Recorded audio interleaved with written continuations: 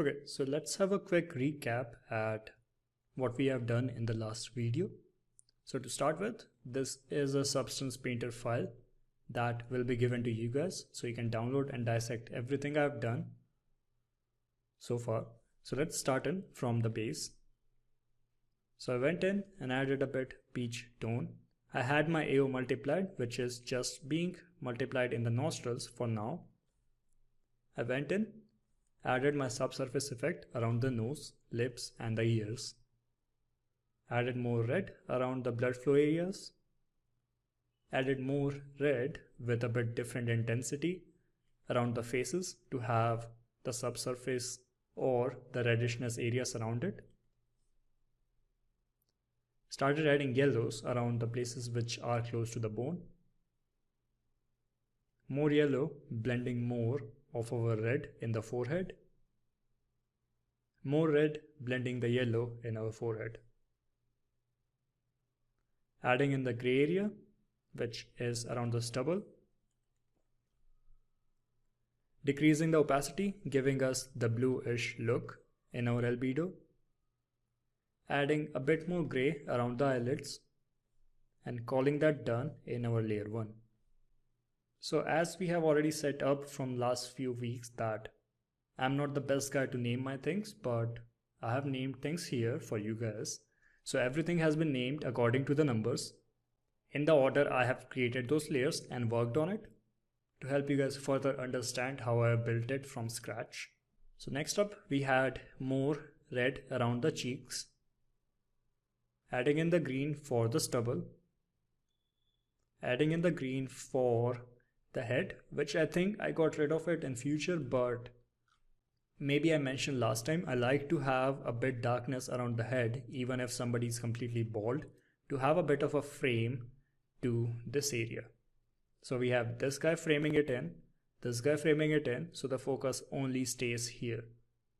Then added in the yellow around the neck, which I was following my reference. Then started working on the lips. So lips are a bit hard to get right. As I mentioned before, they either look like lipstick or a dead lip. So I started with the red, which is a bit dark, somewhere around here. And I started with the less opacity and brought it up instead of just going from here and calling it down. So I had that around on 40. Added more red to give him more blood flow. So this one is just a slight bit around the forehead, giving us the transition from red to yellow because it was getting too pinkish or reddish. Adding in more yellow around the cheekbone and things that are closer to the bone, and I think I added that around the nose as well. Adding in the gray because I felt this went a bit too saturated. Adding in more gray around the cheeks because that was a bit saturated too. I would have to do a bit of this here as well, or adding more red, which I did afterwards, but after seeing that,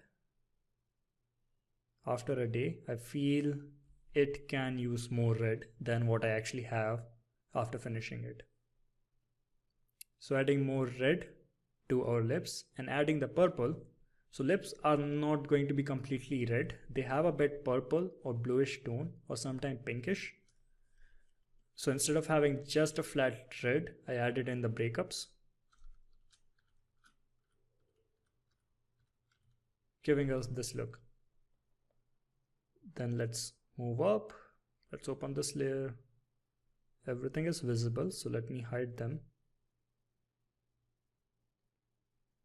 So I started with adding in this yellow around the wrinkles. Then this would be adding the spots. Adding more spots with a bit different layer so I can have more control on the variation. So this is where I added more red around the cheeks and the ear. Then adding the veins to give it more subsurface feeling. We will modify this more in the next week. Adding in the stubble, giving it a blur directional where I'm directing it to the downside. Then just adding those dots again with the same mask, but this time I'm not blurring them in a direction, so I can have a transition from a solid color to a bit blurrish which goes in a direction. That's it for our fifth layer. Then I think this is my cavity, which is giving us the pore information and a bit more subsurface effect on our color. Keep in mind, keep that to minimum as much as you can, because we are going to do that in the shader side. Unreal allows it, Marmoset does, but through a plugin. So if you don't have a plugin, we are going to do that inside our texture, which will be more pronounced than this one. But before wrapping things up, just keep it to a subtle where we have a bit of subsurface effect with these guys, where they are bringing back our pores. Also, one more reason I added those in is if you look at texturing XYZ or scanned color information, you will see the pores are actually darker in the albedo which is captured. Whether it's true or not in real life, or if pores are darker or not, because it's the micro level of ambient occlusion inside the pores that makes us feel they are darker. Again, I don't know whether that's actual in real life. By that I mean if we take out the skin from the skull, lay it down flat, if the pores are going to be darker or not, that's something I don't know yet, but that's what I learned from experience. The rendered images or the scanned ones have pores darker. So this is what we are doing right now. For some reason I feel that was a bit too much explained, but you guys have it right now. Then we added in this guy. Not this guy, this guy. So we used our curvature map because I felt it was giving me better wrinkle extraction than the cavity map because it had a lot of pores included with wrinkles. So I used that, played with my levels and applied a anchor point with a little bit of blur on top of it because we don't want the original mask to be blurred. I used that to paint in the wrinkles. Then if you focus on our references, those wrinkles have a bit yellow tone around them. To create that, I used that mask the same way which we created the damages in our metal in the first week or the second week. And I used that to just give it yellow areas around here. Some of the places I felt were getting a bit too strong, so I went in and painted those guys in. On top of that, we have our nose, which is being more red. So I like to keep my nose a bit more red than it should be because it gives a bit more stylization, and since nose is the first thing you're going to see in a face because it pokes out the furthest, it gives it a bit more appealing feel in my opinion. This is more subjective. You guys can do it or cannot. It's up to you guys. In the last, I added in the blues to add the veins. So the face has those blue veins pronouncing a lot, especially in the forehead, sometimes around the neck, which have a bit blue tone to them. I like to make those layers or veins in my sculpt before texturing it. We can texture the red ones because they don't poke out or change the volume as much, but these ones do. So I only make them in the sculpted ones and I paint them blue. If you want to paint them by hand in substance, some of these ones, you can, but I won't advise to. Even in your personal project, if you're doing that, if you're painting those blue areas in, not painting, if you're adding those blue veins in, have that in your sculpt as well. The red ones you can pass by just by adding that inside the texture. So that's our last layer. After that, I added in HSL perceptive to change my saturation and hue. I felt it was getting a bit too dark and too saturated, so I changed that.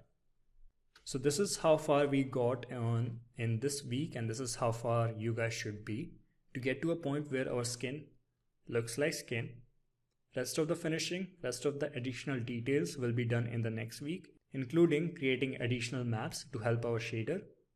On top of this, I just have a roughness one to control my roughness globally. So instead of changing roughness in every single one, I have a master layer for roughness which changes it. Including that, this one is also controlling,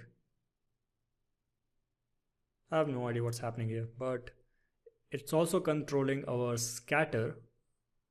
So to add a subsurface effect in Substance Painter, as I said, it's not a good one if you're comparing that to Marmoset or Unreal, but if you want to look dev your things inside Substance Painter sometime, it's a pretty neat thing. So to enable that, you have to go to your shader and make sure your skin is on. Your color by default should be fine. I made it a bit reddish. The scale describe how far it's subsurface. So let's change this. Let's change that. So how far it goes in.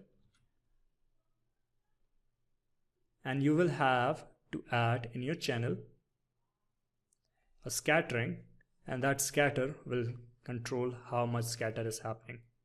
Also, one important thing, to see that in your display, you have to go to your display, and if you scroll down, you're going to see active subsurface scattering. So if you have this turned on off, which is by default it is, you're not going to see any subsurface. Alright, so that's it for the recap of our skin. Again, you guys have the scene provided to you guys. So just go in, turn off every layers and turn it on again to see what I was thinking or doing. And hope that helps you guys.